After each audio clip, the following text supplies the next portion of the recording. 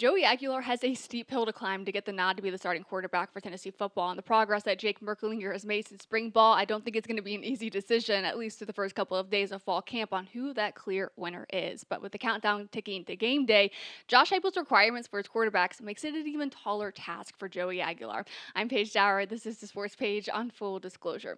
Now, I'm pretty sure if Josh Heupel had his way, he'd wait until that first offensive snap against Syracuse to reveal who the starting quarterback is for that game. Because if Josh Heupel could, if I could get in his head, he probably would wait until the Georgia game to really reveal who the actual starting quarterback is on game 3 to minimize the amount of film that they could get on the quarterbacks and try to maintain some type of advantage if they could play the game of chess. I imagine Josh Heupel would maybe want to do that, but ideally you want the quarterback competition to really figure itself out probably by the end of this weekend. On Sunday, when they're truly officially done with week 1 of fall camp, you kind of want it to be like clear, like this guy's our starter. It's a razor's edge, but he's got the advantage right now, and then maybe see how it evolves throughout the season. It wouldn't be the first time that they've had, a quarterback change mid-season. You could go to everything that happened with Joe Milton and Hendon Hooker. So it's not that they're new to this, but for the sense of like meaningful reps when there's a finite amount of time to get ready for that Syracuse game, of which they do not care that there's a quarterback competition, because they're like, hey guys, like our quarterback only got here 3 months ago, like go easy on him. That's not going to happen. So they got to figure out this weekend who that starting quarterback is, who gives them the best chance to be +1 at the end of regulation to go and get wins for Tennessee. And a lot of the times I do think it's going to truly come down to like who has the better grasp of the system, because if it's just based on like pure like arm strength, it probably far and away will be Joey Aguilar. Jake Merklinger has made such strides truly even since like spring camp on the strength of his arm, and I do have some video from camp earlier this week that we can kind of dive into, and like being able to tell a difference in like the power that these guys have behind their throws. But when you go to Joey Aguilar, getting here just a couple of months ago, I mean, he had so many hurdles to overcome, and it wasn't just like getting a grasp of the playbook. I mean, the guy couldn't even get into the facility on his own. He either like didn't have the code, he couldn't remember the code, the doors were still locked, like trying to figure out his way to even like get to the film room. Like there was just so much beyond just like knowing like certain routes that they run, certain schemes, and the types of systems that they have up on offense, and then being able to like read the defense. And Tim Banks' defense, it'll give you all you can handle. So understanding that he had all of that to figure out, probably still like has maps on his phone to like get from his apartment to the facility. Like there's a lot that he has to overcome mentally. But again, like the work that he's been able to put in, you hope that he's been able to overcome those hurdles, right? He's like spending 12 or so hours in these facilities, just really trying to get a grasp of the system. And it brings me back to the fact that Monday, fall camp day 1, it was not his first time getting like actual snaps with his teammates. There was a number of times like during those summer workouts where there were those 7-on-7s and 11-on-11s where he did have opportunities to kind of like get behind or get under center and just really kind of figure things out. And that's kind of where we get to Arion Carter when I talked to him during the SEC media days, and I was like, what's the first impressions of Joey Aguilar? And he just again like was beaming, talking about how great he is and the decision maker that he is, how he protects himself in space, and really trying to get it downfield. But he doesn't get it like these deep balls, because I asked Joey Aguilar during Tennessee's media day, like, hey, like what was that first deep pass like? Like, have you been able to do that? Of course, Tennessee has loved those types of passes the last handful of seasons. But Joey tells me like up until fall camp started and we only see the first couple of periods, like he hadn't completed any deep passes. And maybe with a returning quarterback, like you might be a little worried like why that hasn't happened. But Joey Aguilar has put a ton of emphasis on in those short to intermediate plays, and that kind of gets to the confidence that he needs to build. And he says that he's not going to back down, that he does feel confident, and that's what you want out of your starting quarterback. I'm gonna throw the ball. I'm not going to change that. Just take the easy yards where they give it to. Here on Friday morning, we have seen just like 2 practices, and we have maybe seen a collective of like 10-15 minutes of those practices. And it's hard to truly like meaningfully evaluate like who has the edge. But if we can just go based off of like our small sample size, and we can assume that they're supposed to be throwing these passes at like an 80% effort, well, Joey Aguilar's your far and away clear winner, I would say.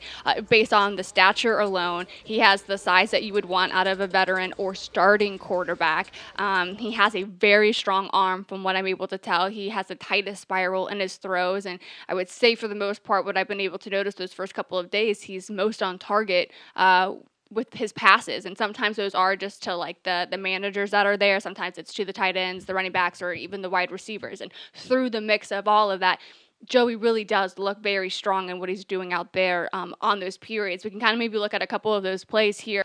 Obviously, a quick slant route that Joey Aguilar and Travis Smith are running, and it's pretty much in stride. Maybe you could argue it's like a touch behind as it hits middle of the chest to back shoulder. You maybe want him to be leading his wide receiver a little bit more. That's kind of what I talked about yesterday when I had like my quick like post-practice reports, is that a number of times as I'm watching Joey Aguilar and whoever he's like completing these passes to, the timing seems to be just like ever so slightly like off.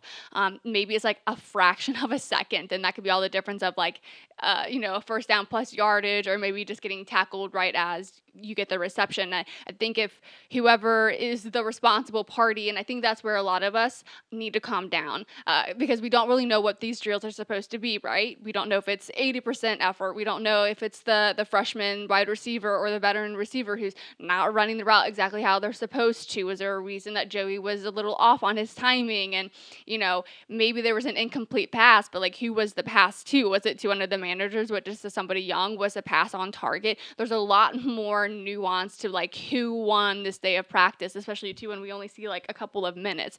But when we can take some video that I captured during practice, Joey looks very strong.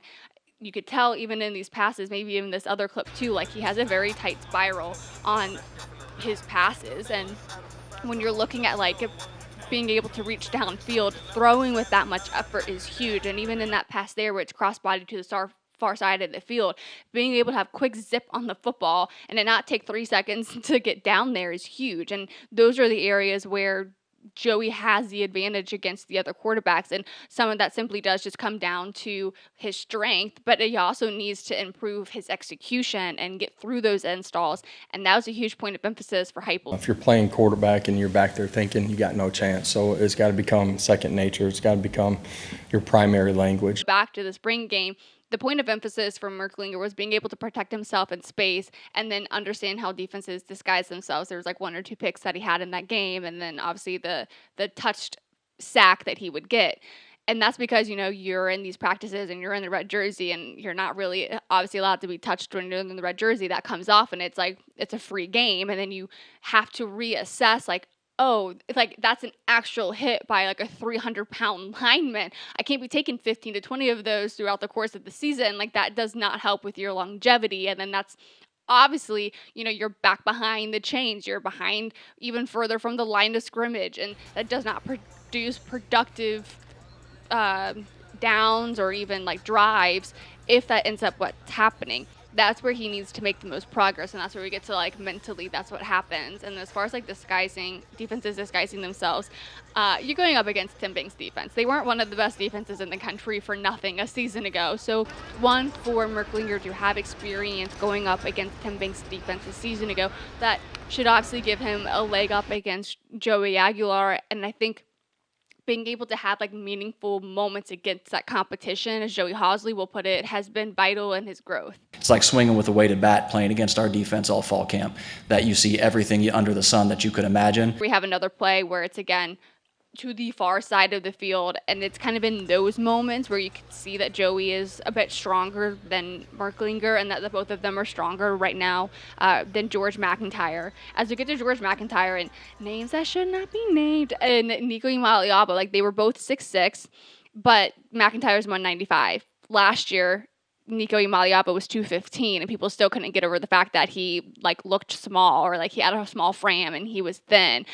You compare that to George, who is 195, true freshman, and I understand that. And being that size is good enough for you when you're in high school, obviously good enough to get you to Tennessee. But when you're in the SEC, when you're in Division I football, you got to be a little bit bigger than that, I would imagine, because just like as we mentioned with Merklinger, like the size that he's been able to put on has helped with the power of his throws. You can see in some of these moments, and I'll pull up another play for you guys, especially maybe the ones that are a little bit like crossbody far side of the field. it's not as powerful, it's not as quick as the other ones. And at the end of the day, like, all three of them are operating with a heightened level of urgency, and maybe even more so for Aguilar as he's trying to even the playing field, especially up mentally. Someone's got to take it. Someone's got to step up and take it and prove it, and there's multiple ways to do that. But we'll have so much more coming up this weekend too. I'll probably do some bonus episodes to give you some practice reports as well. And I know we have new subscribers, and I've so appreciated the new subscribers that we have to the channel, to the community, and I really hope you guys continue to enjoy what we're doing here. And if you have some position groups that you would like to hear from, certainly leave them in the comments. And I know we've had a couple of people leave a super thanks, and that sincerely means so much to me. Without you guys and your support, this truly literally would not be possible. So from the bottom of my heart, like, I really appreciate any and all engagement. It does a lot to continue to boost the channel and make sure that we can continue to survive and thrive here in Knoxville covering the University of Tennessee athletics. So yeah, continue to turn your notifications on. Please hit that subscribe, comment, engage, all of those good things. We'll be back this weekend for more Tennessee football.